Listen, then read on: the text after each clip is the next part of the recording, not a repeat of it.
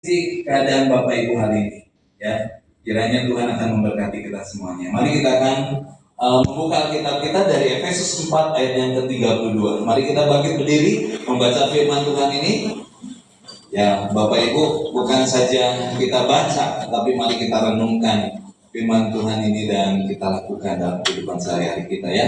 Kita baca Efesus 4 ayat 32, 1, 2, 3. Tetapi hendaklah kamu ramah seorang terhadap yang lain, penuh kasih mesra dan saling mengampuni, sebagaimana Allah di dalam Kristus telah mengampuni kamu. Amin. Silakan duduk kembali, Bapak Ibu. Efesus 4 ayat 32 ini ditulis oleh Rasul Paulus di Roma ketika dia ada di dalam pesta. Tidak, ya Bapak Ibu, ya. Tetapi Rasul Paulus menulis ini di Roma ketika dia ada di dalam penjara. Kalau berbicara tentang Rasul Paulus, seorang rasul yang luar biasa, ya Bapak Ibu, ya. Nah, kalau kita baca di dalam kitab Efesus, ya, surat dari Rasul Paulus kepada jemaat di Efesus, itu adalah ketika Rasul Paulus ada di dalam penjara, dan ini ditujukan kepada jemaat yang berasal dari latar belakang Yahudi dan non-Yahudi, ya. Dan kalau kita lihat, tujuannya adalah membangun satu pemahaman, pengertian yang kuat tentang identitas orang percaya dalam Kristus. Pasal 1 sampai pasal yang ketiga itu berbicara tentang bagaimana mereka harus kuat tentang pemahaman identitas orang percaya di dalam Kristus. Pasal 4 sampai 6 itu berbicara bagaimana mereka harus hidup sebagai orang yang ditebus. Nah, kalau kita lihat di dalam Efesus 4 ayat 32 ini menekankan perbedaan antara manusia lama dan manusia baru. Bapak Ibu pengen jadi manusia lama atau manusia baru?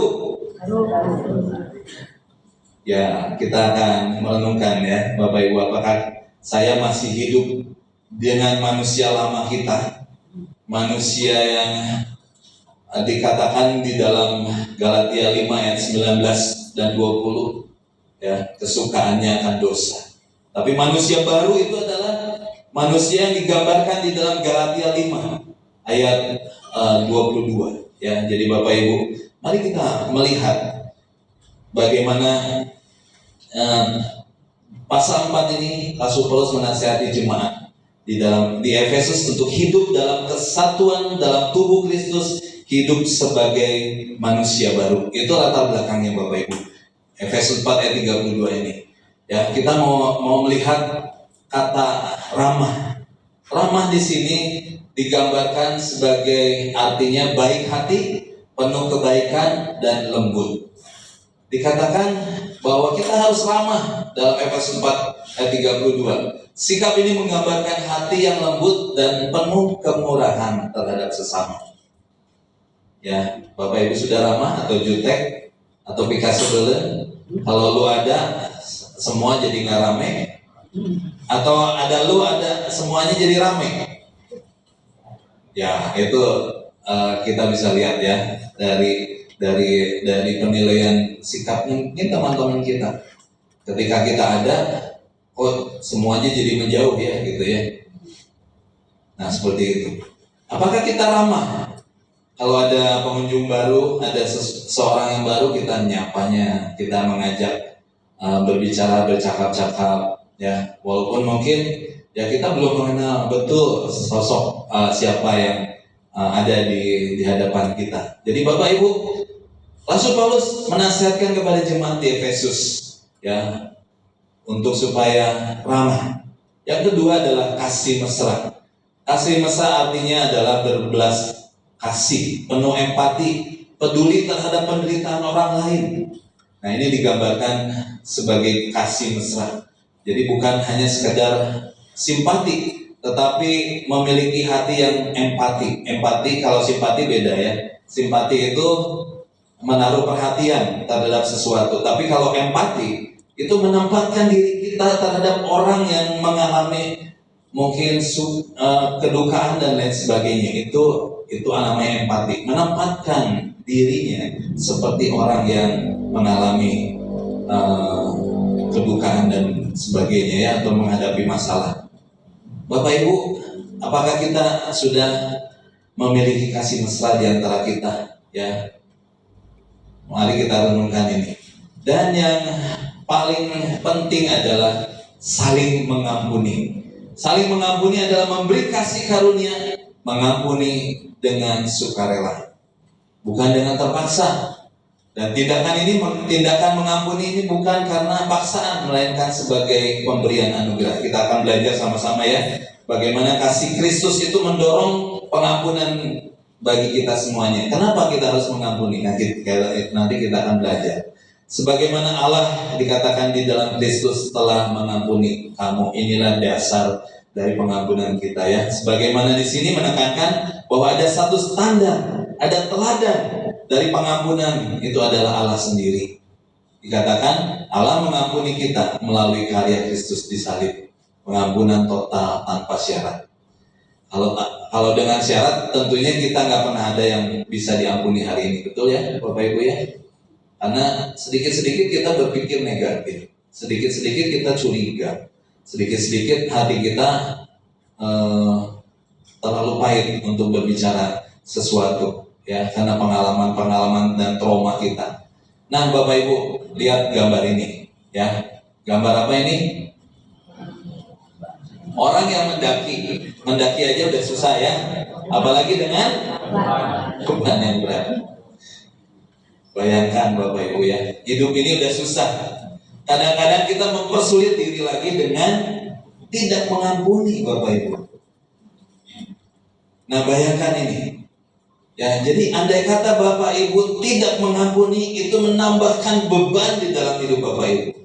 Tetapi sebaliknya, ketika kita melepaskan pengampunan ya, itu ransel itu kosong, sampai mungkin nggak perlu lagi pakai ransel, sehingga jalannya bagaimana? Ya jalannya bisa tegak, walaupun mungkin jalannya masih menanjak, tapi lebih ringan, bukan? Ya kemarin ya, ini banyak cerita gitu ya, untuk youth yang ke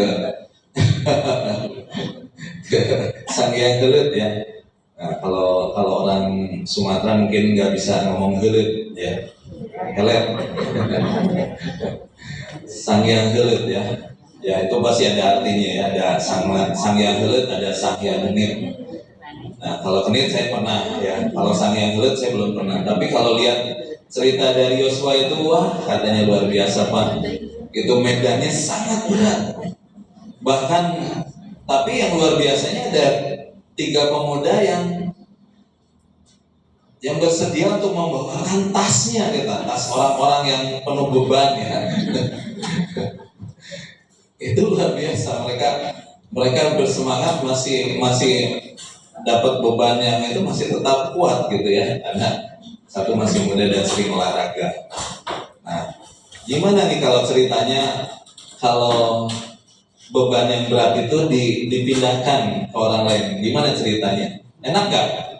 Ya lebih enak, walaupun nafasnya udah sampai sini ya, udah habis gitu ya, jadi udah tersengal-sengal. Nah Bapak Ibu bayangkan, perjalanan kita itu udah susah, tapi ditambahkan lagi dengan kita menyimpan kemarahan, menyimpan dendam, menyimpan kepahitan. Semakin kita menyimpan kepahitan, semakin kita menyimpan dendam dan semuanya itu, semakin beratlah hidup kita.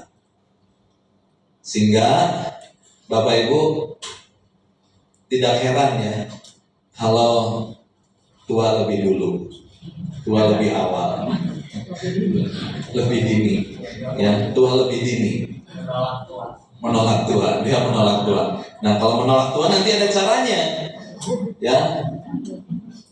Ya jadi beban hidup ini udah terlalu berat Bapak Ibu. Jangan tambah berat lagi dengan menyimpan kemarahan, menyimpan kepahitan, menyimpan dendam. Semakin kita menyimpan dendam, percayalah Bapak Ibu, ada satu psikosomatis. Psiko itu pikiran, soma itu tubuh. Tubuh yang dipengaruhi oleh pikiran. Penyakit yang hari ini ada itu kebanyakan juga gitu karena pikiran kita. Ya, penyakit mah, mungkin jantungnya berdebar lebih kencang karena kemarahan yang nggak bisa dikendalikan, betul? Atau si orangnya misalnya kita nggak mau mengampuni, padahal orang yang kita benci itu ya dia mah nggak merasa apa-apa. Kita aja yang udah kewalahan gitu ya dengan pikiran kita. Bapak Ibu mau sehat? Harus ya, lepaskan pengampunan. Ya, bereskan kepahitan itu. Ya, di dalam Tuhan pasti bisa dan kita pasti melakukannya. Karena dasarnya tadi bahwa pengampunan itu asalnya dari Allah dan kita belajar daripada teladan Allah. Ya, jadi ingat, bayangkan ini, semakin Bapak Ibu menyimpan kesalahan orang lain, tidak mau mengampuni, semakin beratlah hidupmu. Ya, jadi jangan jadi orang yang bodoh. Ya, jadi jangan orang yang saya bilang sama ibu-ibu bodoh bin tolol. Ya, jangan Bapak Ibu ya. Mari kita belajar berhikmat. Walaupun mungkin susah, bersama dengan Tuhan pasti bisa. Yes, ya, itu harus kita nikmati sebagai anugerah Tuhan. Bapak Ibu, apa yang harus kita lakukan untuk kita bisa mengampuni? Supaya kita bisa bebas, kita bisa lepas, dan kita bisa menikmati hidup ini. Ya, seringkali saya memberikan ilustrasi orang yang biasa dari desa, ya, pergi ke kota untuk jualan, ya. Ya, tadinya di zaman dulu kan orang memikul dari desa ke kota dipikul. Tapi hari ini ada angkot. Tapi karena kebiasaan, tetap aja ketika duduk di angkot, dia pikul bebannya. Ya, dia tidak bisa menikmati pemandangan yang indah. Tapi di dalam angkot dia terengah-engah, capek. Ya, kenapa saya pakai angkot tapi tetap capek? Karena bebannya dipikul. Ya, Bapak Ibu, kita sudah diampuni. Mari kita mengampuni orang lain, membebaskan kita, supaya nggak usah harus make up ya, make upnya tipis-tipis tapi udah cantik gitu ya. Nggak di make up juga udah cantik. Kenapa? Ada inner beauty-nya katanya ya. Ada kecantikan dari dalam yang timbul karena dia bebas, lepas, nggak memikirkan apa-apa. Tapi coba kalau orang yang punya beban karena kepahitan, Bapak Ibu ya, udah mukanya kayak pepaya, cemberut, ya, bibirnya itu melengkung ke atas, bukan ke bawah, ya, nggak ada senyuman, nggak ada itu, udah kacau hidupnya. Bapak Ibu mari, ya kita belajar. Apa yang harus kita lakukan untuk mengampuni? Ya, saya berikan 6 poin kasih Kristus untuk mengampuni. Berapa? 6 poin. Ya, memang terlalu banyak. Tapi ini menjadi bagian dari pemikiran kita. Ampuni dalam Kamus Besar Bahasa Indonesia nggak ada lagi kata yang lain. Maafkan aja gitu ya. Maafkan. Gampang memaafkan? Sulit. Betul, sulit. Ya, sulit. Apalagi kalau Bapak Ibu sering membayangkan orang itu. Sampai Bapak Ibu ketika membayangkan itu pengen kepala ini langsung tiba, ya. Pengen marah sehingga terjadilah ya kanker lah, terjadilah mah akut lah, jantung berdebar lah dan lain sebagainya. Ya, mari kita belajar untuk ampuni, maafkan. Yang pertama kita belajar adalah ambil dari teladan Kristus. Mau tidak mau, contoh daripada pengampunan yang sangat besar, yang sangat valid, yang sangat luar biasa adalah Yesus Tuhan. Dia bisa, Bapak Ibu, ketika ada orang yang mencambuk dia 40 kali kendaraan seperti itu, dia menghardik dengan para malaikat yang berlaksa-laksa, bisa Bapak Ibu. Karena kita percaya bahwa Yesus Tuhan itu adalah Allah sendiri. Tapi dia tidak melakukan itu. Malah dia katakan, Bapa ampunilah mereka karena mereka tidak tahu apa yang mereka perbuat. Ya, mereka harus jalani. Tuhan Yesus harus jalani. Inilah dasar pengampunan kita adalah teladan Kristus. Kita bersyukur kepada Tuhan ya, kita punya teladan yang luar biasa. Jadi orang kan kalau mencontoh lebih mudah daripada menciptakan sesuatu. Kalau kita sudah punya teladan Kristus Yesus, mari kita ambil. Tuhan Yesus yang mengampuni kita di atas kayu salib. Penderitaannya luar biasa. Tidak pernah ada manusia yang disiksa seperti itu, Bapak Ibu. Mungkin kalau di kursi listrik ya udah gerejet gitu, udah tembak mati udah. Tapi ini disiksa dari semalaman sampai kepada sore hari, sampai kepada kematiannya di ambang sore. Bayangkan Bapak Ibu, 24 jam harus mengalami berbagai penderitaan seperti itu, diolok, dihinakan. Bahkan kalau kita lihat ya, itu Tuhan Yesus ditelanjangi loh Bapak Ibu. Kalau kita lihat dia masih berpakaian, dia tidak etis ya kalau kita lihat. Ditelanjangi Bapak Ibu. Mana mungkin dia harus pergi dulu ke fitting room, enggak, untuk ganti baju dan lain sebagainya, enggak. Dipermalukan, disiksa, dihina. Itu kalau 40 cambukan itu satu cambukan itu ada tiga urayan. Dari satu untayan, 3 untayan. 3 untayan itu ada banyak lagi duri-duri. Dan itu kalau dicambukan itu dagingnya lepas, terbau. Itulah penderitaan Yesus. Tuhan itu bagi siapa Bapak Ibu? Pengampunannya bagi kita. Ya, kalau kita bayangkan begitu luar biasanya pengorbanan Yesus Tuhan. Salib melambangkan satu penderitaan. Salib merupakan hukuman yang paling sadis yang tidak pernah ada sampai sekarang hari ini juga. Ya, sebagaimana Allah di dalam Kristus telah mengampuni kamu, ambil teladan Kristus untuk mengampuni. Bisa Bapak Ibu mengampuni orang-orang yang bersalah kepada kita?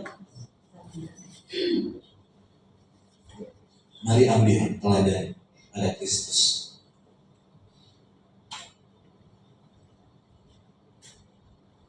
Dari M itu adalah melepaskan dendam. Tadi apa? Ambil teladan Kristus. Yang kedua adalah melepaskan dendam. Mengampuni itu berarti melepaskan dendam, bukan menyimpan sakit hati. Dendam hanya merusak diri kita sendiri. Berapa banyak orang yang sakit ya karena sakit tubuhnya karena dia menyimpan dendam. Ada banyak contoh Bapak Ibu. Ya, jangan sampai itu terjadi di dalam kehidupan kita. Memang tidak semua kanker oleh karena oleh karena pikiran, oleh karena sakit hati. Tapi ada banyak orang-orang yang punya penyakit seperti itu karena dia menyimpan dendam dan sakit hati. Namanya kepahitan. Ya. Jangan lupa Bapak Ibu, firman Tuhan katakan hati itu memancarkan kehidupan. Ya. Karena dari hatilah terpancar kehidupan. Kalau sumber hidupnya itu udah pahit, yang keluar apa? Pahit. Gak mungkin sumber mata air itu kalau misalnya manis keluarnya pahit, gak mungkin. Tetapi kalau sumbernya pahit, udah pasti keluarnya pahit. Ya. Jadi kalau ada orang-orang yang sulit hari ini, menandakan bahwa hatinya belum dibereskan. Kalau ada yang masih dendam hari ini, hati-hatilah. Apa yang nanti keluar dari hatimu itu adalah kepahitan. Ya, sesuatu yang negatif. Itu yang akan merusakkan diri kita. Ya Bapak Ibu ya. Ingat sekali lagi, hidup ini udah jangan menyusahkan diri lagi dengan segala kepahitan. Mari lepaskan dendam itu. Ya. Kalau saya selalu bilang kalau ada orang yang menyakiti, ya saya pernah sakit hati juga ya, yang saya pernah cerita di sini. ya orangnya masih ada di depan saya gitu, tetangga saya. Ya itu ya orang itu kan bisa tinggal di situ, ya setidaknya ada peran saya gitu untuk saya mengenalkan ini rumah dan lain sebagainya. Nah setahun pertama ya, yang pertama ya saya dibayarkan komisinya, diberikan komisinya. Nah di tahun kedua itu anaknya langsung potong. Padahal diteruskan. Kalau diteruskan biasanya kalau agensi bilang itu sudah otomatis karena awalnya kan ada sumbernya dari saya selalu dapat. Tapi anak yang punya rumah ini langsung potong kompas, langsung dia ngobrol sama itunya, saya dilewat, saya udah nggak ada kelihatan lagi. Lalu saya protes kan gitu, wah protes. Tapi saya memang salah sih gitu. Saya bilang, Om, didik itu anaknya. Karena di dalam masyarakat kalau saya bisa menerima, tapi kalau di tempat yang lain mungkin enggak. Wah, langsung dia marah-marah gitu di telepon dan lain sebagainya. Saya enggak menanggapi. Gitu ya, saya hapus lagi si SMS-nya. Dan dia bilang, boleh katanya dihapus, saya bisa lagi gitu. Ya saya pikir nggak apa-apa kok mau dibuka lagi karena yang saya tulis itu bukan sesuatu umpatan, bukan, tapi satu nasihat gitu. Tolong diberitahu anaknya dididik dengan baik, bukan caranya seperti itu di dalam bermasyarakat, gitu ya. Tapi sampai hari ini nggak ada apa-apa. Ya, cuman kesel kan Bapak Ibu, kesel gitu. Ya saya bilang sama Tuhan nggak apa-apa, saya diginiin, tapi Engkau menjadi hakim yang adil. Itu aja saja Bapak Ibu. Nggak usah Bapak Ibu jadi dendam kesumat gitu ya, dendam jadi kepahitan. Ya saya pikir ya yang pertama ya, saya serahkan hanya kepada Tuhan. Tuhan, Engkau menjadi hakim yang adil buat saya dan dia. Ya gitu ya. Kedua, cara melepaskannya gimana? Yaitu ya udah, saya punya berkat dari tempat yang lain, bukan dari situ. Ya pasti Tuhan juga berkati dari tempat yang lain. Itu Bapak Ibu. Ya, sampai kita bisa melepaskan pengampunan, tidak menyimpan dendam, tidak menjadi merusak diri kita, ya, dengan apa yang jadi nggak bisa tidur, gitu ya, nggak bisa tidur, jadi pusing, migrain, gitu ya. Akhirnya terus berkelanjutan dan lain sebagainya, nggak usah Bapak Ibu seperti itu ya. Hari ini bereskan kalau ada, ya, Bapak Ibu bisa pejamkan mata, lalu misalnya teringat dendam dengan seseorang, Bapak Ibu bisa bilang sama Tuhan, Tuhan ampuni saya, ampuni dia. Lepaskan ya dendam itu. Sehingga Bapak Ibu, kalau misalnya Bapak Ibu masih belum plong gitu, cari teman atau kawan, atau cari pendeta, atau cari penatua, bilang pengakuan dosa. Itu akan melegakan loh Bapak Ibu, betul. Ya, ketika seseorang memiliki beban yang berat, cari teman, cari mentor, cari orang yang lebih rohani, yang mungkin ya maksudnya yang bisa dipercaya, nggak ember gitu ya, kalau nggak mulut ember gitu, yang nanti bisa kemana-mana gitu. Bapak Ibu bisa curhat. Itu secara psikologi, secara apa ya, terapi itu bisa melegakan Bapak Ibu, yang membereskan dendam seperti itu. Mau Bapak Ibu? Ya kalau ada Bapak Ibu hari ini, lepaskan. Karena hal itu akan merusak diri kita sendiri kalau kita simpan. Yang ketiga adalah huruf P. Poin yang ketiga adalah penuhi hati kita dengan kasih. Penuhi. Tadi satu apa? Ambil teladan Kristus. Yang kedua, melepaskan dendam. Yang ketiga, penuhi hati dengan kasih. Enggak ada kata lain Bapak Ibu. Kepercayaan kita ini dipuji orang oleh karena kasih dasarnya.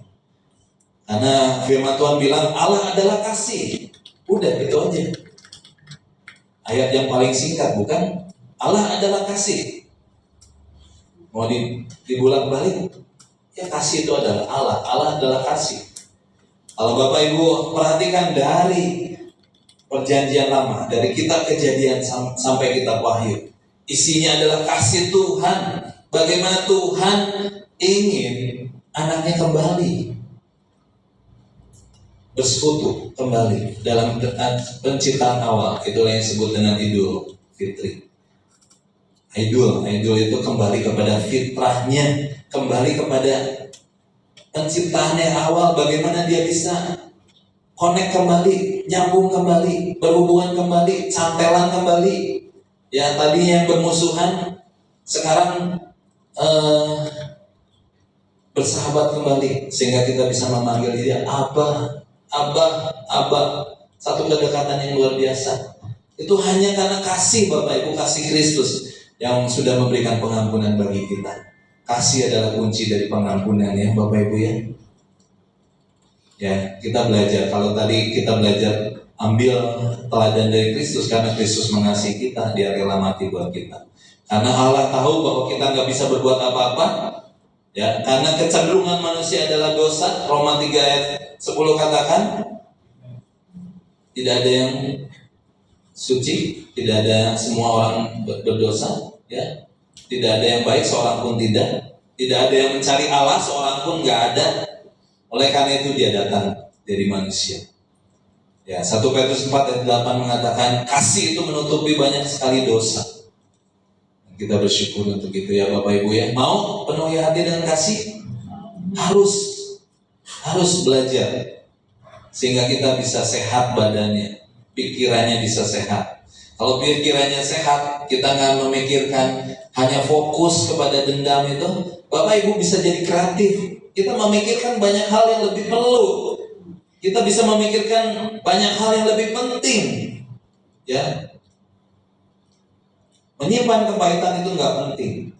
Menyimpan kesalahan orang itu, Bapak Ibu harus katakan itu sangat tidak penting. Ya, nah kalau bisa bicara begitu Bapak Ibu jadi kreatif. Ya, kita bisa memikirkan banyak hal yang lebih baik, ya, yang lebih produktif. Hal yang keempat adalah huruf U. Kira-kira apa? Ya, usahakan damai, ya, usahakan damai. Yang pertama tadi apa? Ambil teladan Kristus. Yang kedua, melepaskan dendam. Yang ketiga, penuhi dengan kasih. Yang keempat, usahakan damai. Ya, orang yang mau mengampuni adalah pembawa damai. Dan dikatakan dalam Matius 5 ayat 9, berbahagialah orang yang membawa damai. Jadi kebahagiaan itu Bapak Ibu nggak usah dicari di nightclub, nggak harus cari di tempat karaoke, nggak harus tempat tamasya. Tapi Bapak Ibu berdamai dengan orang yang mungkin menyakiti kita, yang membuat kita susah, yang membuat kita menderita. Di manakah ada ajaran tampar pipi kiri dengan pipi kanan? Minta baju, kasih jubah. Ya, kalau orang minta kamu berjalan 1 mil, kamu berjalan 2 mil. Hanya Yesus Tuhan yang mengatakan itu bagi kita. Kenapa? Karena dia ingin mengajarkan kepada kita bahwa kita adalah orang-orang yang berbahagia. Amin. Ya, yang membawa damai. Yang membawa damai itu adalah yang kita yang mengusahakan damai. Ya memang kalau saya udah sakit hati mana bisa katanya gitu ya. Bapak Ibu, kemarin saya ngajar anak-anak kecil ya. Susah loh Bapak Ibu ngajar anak kecil. Lebih susah daripada ngajar Bapak Ibu semuanya. Kalau Bapak Ibu kan udah punya dasar pemikiran yang lain. Wah, kalau anak kecil bengong gitu ya, terus ngobrol gitu ya, terus jailin teman-temannya. Waduh, saya bilang kalau suruh ngajar anak kecil memang perlu ekstra luar biasa ya. Walaupun itu hanya 4 menit tuh Bapak Ibu. Itu mungkin hanya sekitar total itu sekitar 8 menit. Aduh, tapi susahnya luar biasa. Tapi saya bersyukur kepada Tuhan ya, setidaknya menaburkan benih-benih lah firman Tuhan. Salah satunya bercerita tentang Musa. Ya. Musa memukul batu. Tuhan bilang jangan dipukul walaupun kamu bawa tongkat gitu. Cuman kamu perlu bilang aja sama batu itu. Tapi Musa mukul 2 kali karena dia marah. karena dia tidak bisa mengendalikan kemarahannya dan apa yang terjadi.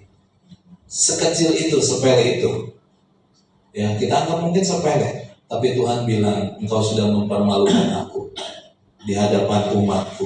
Engkau tidak percaya, engkau tidak membuat aku menjadi Allah yang kudus, sehingga dia tidak bisa masuk ke dalam tanah perjanjian.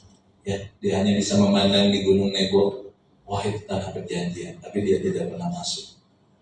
Akibatnya luar biasa, Bapak Ibu tidak bisa mengendalikan kemarahan. Ya, usahakan damai. Yang kelima, dari huruf N. Yang pertama tadi apa? Ambil teladan Kristus. Yang kedua, melepaskan pengampunan. Yang ketiga, penuhi dengan kasih. Yang keempat, usahakan damai. Yang kelima, nyatakan kebaikan. Kalau kita belajar untuk semangat baru dan pengampunan, itu menyatakan kebaikan. Saat mengampuni, tunjukkan kebaikan lewat sikap ramah dan penuh kasih mesra, seperti Efesus 4 ayat 32 yang kita baca ya, bahwa tetapi hendaklah kamu ramah seorang terhadap yang lain, penuh kasih mesra dan saling mengampuni, sebagaimana Allah di dalam Kristus telah mengampuni kamu. Nyatakan kebaikan. Kebaikan gak harus kasih uang, Bapak Ibu. Kebaikan juga bisa memberikan perhatian, ya, memberikan rasa empati kita, ya, kunjungan, visit dan lain sebagainya. Gak harus bawa sesuatu juga, ya, mengabarkan berita sukacita, itu pun kebaikan semuanya, Bapak Ibu ya. Mari kita belajar untuk menyatakan ini, karena Allah sudah memberikan kebaikan bagi kita. Yang terakhir dari huruf I itu adalah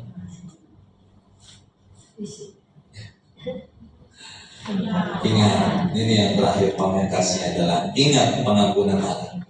Ingat pengampunan Allah. Bapak Ibu lihat di sebelahnya ada gambar apa ini? Ya, orang yang berhutang kepada raja. Itu kalau digambarkan, ya, hutangnya itu 200 tahun, Bapak Ibu. 200 tahun lebih baru dia bisa lunas. Dengan kerja sehari terus penuh. Kerja misalnya dari hari Senin sampai Jumat, ya, Sabtu Minggu libur, terus begitu, itu baru dia bisa melunasi hutangnya itu 200 tahun lebih. Jadi mati dulu, terus hidup lagi, terus mati lagi. Nah itu baru hutangnya itu baru lunas. Kebayang Bapak Ibu? Nggak kebayang, karena kita nggak mengalami itu. Tapi itu gambaran dari firman Tuhan, katakan ada orang yang berhutang kepada raja. Katanya kalau itu, katanya istri dan anak-anaknya itu jadi budaknya dia, nggak cukup juga. Artinya besar sekali hutangnya. Dan kalau itu sesuai dengan aturan, itu dia dihukum mati. Algojo udah siap memenggal kepalanya, Bapak Ibu, menghadapi kematian karena dia tidak bisa bayar hutang. Tetapi Kaisar ini, raja ini bijaksana. Dia menghapuskan hutangnya, hutang yang 200 tahun lebih itu. Bersukacita luar biasa ya. Harusnya dia mati karena hutangnya, sekarang dia bebas. Dia tidak punya hutang lagi, dibebaskan. Tapi ketika beberapa langkah menuju keluarnya, ada temannya yang berhutang. Itu digambarkan kalau hutangnya sekitar mungkin 3 bulan, ya, 100 hari lah, 100 hari dia kerja, gitu ya. Bayar, dicekik sama dia. Ya, dicekik artinya apa? Mau dimatiin juga kali. Nah, lalu rajanya dengar, wah ini Kalau bahasa Hokiannya itu apa? Boceng li. Boceng li, nggak tahu diri, Bapak Ibu. Nggak tahu diri, nggak tahu diuntung. Ya, orang udah dihapuskan hutangnya yang sedemikian besar. Temennya yang hutang hanya 3 bulan dicekik sama dia. Dan apa yang terjadi? Rajanya marah. Dan algojo itu siap untuk memenggal kepala. Bapak, itu menjadi gambaran bagi kita. Kita hutangnya itu udah nggak terhingga. Kalaupun kata mati, hidup lagi, sampai mati pun, mati lagi, itu nggak bisa kita bayar. Kita sudah dihapuskan hutangnya oleh darah Yesus dalam pengampunan. Dan ketika ada orang yang bersalah kepada kita seolah-olah lebih daripada raja itu yang tidak mau mengampuni orang-orang yang bersalah kepada kita. Kita mungkin mencekik, membuat penderitaan buat orang itu. Ya, Bapak Ibu, ini menjadi gambaran yang besar bahwa kita harus selalu ingat bahwa kita diampuni oleh Allah bukan karena kita layak, melainkan karena kasih-Nya yang besar, karena kasih agape lah yang kita diselamatkan. Mari kita berikan kasih agape kepada orang-orang yang mungkin menyakiti kita hari ini, sampai hari ini. Ya, orang tua yang mungkin gak bertanggung jawab, mungkin orang tua yang meninggalkan kita, orang tua yang gak ngurus, atau suami yang tidak mau bertanggung jawab, atau istri yang tidak mau bertanggung jawab, selingkuh dan lain sebagainya. Itu kalau terus kita ingat, ya, menjadi kepahitan, alangkah merusaknya diri kita, merusakkan diri kita. Lepaskan pengampunan. Masih ingat yang pertama apa tadi? Ambil teladan Kristus. Yang kedua, melepaskan dendam. Yang ketiga, penuhi hati dengan kasih. Yang keempat, usahakan damai. Yang kelima, nyatakan kebaikan. Yang keenam, ingat pengampunan Allah. Ya, Bapak Ibu, ini ada seorang ibu yang bernama Corrie ten Boom. Siapakah dia? Dia wanita Kristen dari Belanda. Ya, bersama dengan keluarganya itu dia menyembunyikan orang-orang Yahudi yang dikejar-kejar oleh Nazi Jerman. Untuk apa? Untuk dimasukkan ke dalam camp. Campnya bukan camp untuk belajar, bukan. Ya, camp tempat orang berkumpul. Di situ dikumpulkan orang-orang Yahudi untuk dimusnahkan, ya, disiksa. Salah satunya adalah adiknya, Betsy namanya. Ya, jadi keluarga ini menyimpan, terus ketahuan, mereka ditangkap, mereka dimasukkan ke dalam camp. Camp namanya itu adalah Ravensbrück, ya. Itu di Belanda. Jadi mereka di camp itu bukan untuk retreat, Bapak, bukan. Bahkan adiknya itu diperkosa, lalu disiksa. Ya, ketika musim dingin ditelanjangi, dan luar biasa, Bapak Ibu, ya. Tapi satu ketika dikatakan setelah perang berakhir, Corrie ini dibebaskan. Pada satu saat dia bertemu dengan seorang mantan penjaga camp yang telah menyiksanya. Nah, kalau kita ada di tempat itu, dalam situasi seperti itu, apa yang kita mau lakukan? Mungkin kita mau pukul dia, ya. Mungkin kita mau meludahi dia, kita mau menendang dia. Mungkin kita mengatakan sumpah serapah, tapi tidak dilakukan oleh Corrie ten Boom ini. Ya, dia memilih untuk mengampuni pria ini dan melupakan apa yang terjadi. Usianya itu 91 tahun, Bapak Ibu. Coba kalau dia mengingat terus peristiwa itu dan tidak menjadi sesuatu, Bapak Ibu. Mungkin tidak dicatat di dalam sejarah Koritmen Bumi ini adalah dia seorang aktivis yang luar biasa, yang menceritakan kebaikan-kebaikan Tuhan yang luar biasa, sehingga dia menjadi berkat. Ya, dia mengajarkan bahwa pengampunan bukanlah tentang melupakan atau membenarkan kejahatan, tetapi tentang membebaskan dirinya dari belenggu kebencian dan memilih untuk mengasihi musuh.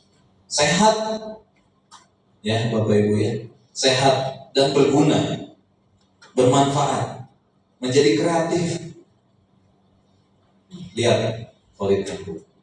Ya Bapak Ibu, mari kita belajar di tokoh-tokoh. Ada banyak tokoh yang bisa mengampuni. Itu semuanya hanya orang-orang yang percaya kepada Yesus Tuhan.